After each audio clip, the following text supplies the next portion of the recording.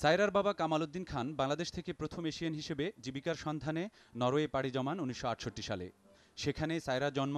এর প্রায় এক যুগ পর ১৯৭৯ সালে মাত্র ২৭ বছর বয়সে ইউরোপের সবচেয়ে ধনী দেশের পার্লামেন্টে এমপি নির্বাচিত হলেও সায়রার রাজনীতি শুরু হয় ১৯৯৫ সালে ইউরোপীয় ইউনিয়নে নরওয়ের অন্তর্ভুক্তির পক্ষে জনমত তৈরির মধ্য দিয়ে।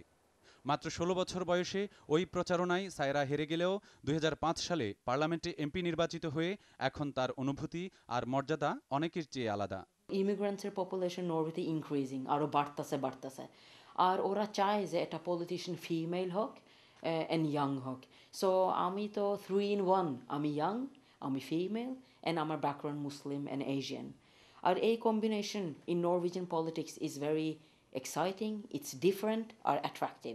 সায়রা জানালেন, নারীর ক্ষমতায়ন, নারী ও শিশু নির্যাতন, পাচার ইত্যাদি রোধে দেশি ও আন্তর্জাতিক পর্যায়ে তার রয়েছে সরব উপস্থিতি। নিজের পিতৃপুরুষের দেশ বাংলাদেশ নিয়েও তার উদ্বেগ চাপা রাখেননি তিনি।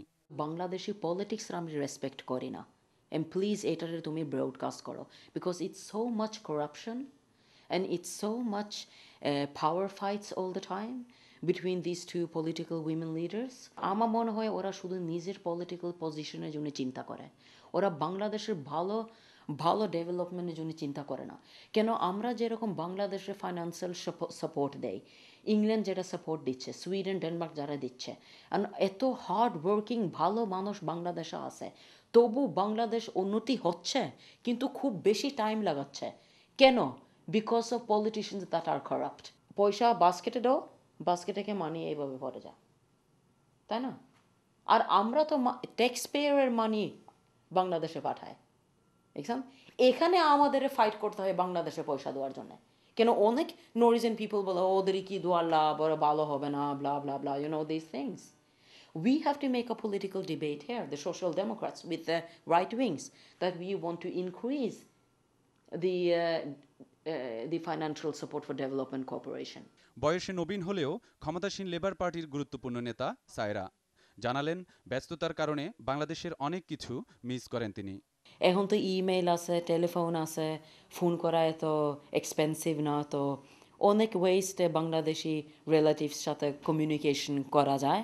তো সেই জন্য মিসিংটা একটু মানে ইটস ডিফারেন্ট। কিন্তু যখন ঈদ হয়, যখন নিউ ইয়ার সেলিব্রেশনস হয়, যখন ফ্যামিলিতে ইলনেস হয়, ওয়েন সামবডি হ্যাজ বার্থডে, যখন বাংলাদেশে আমার কাজিনরা বিয়ে করে, তখন আমি বাংলাদেশে খুব মিস করি। কেন, I can't just leave my job because I have a very responsible job. বাংলাদেশকে নিয়ে উদ্বেগের পাশাপাশি আশাবাদও রয়েছে সায়রার।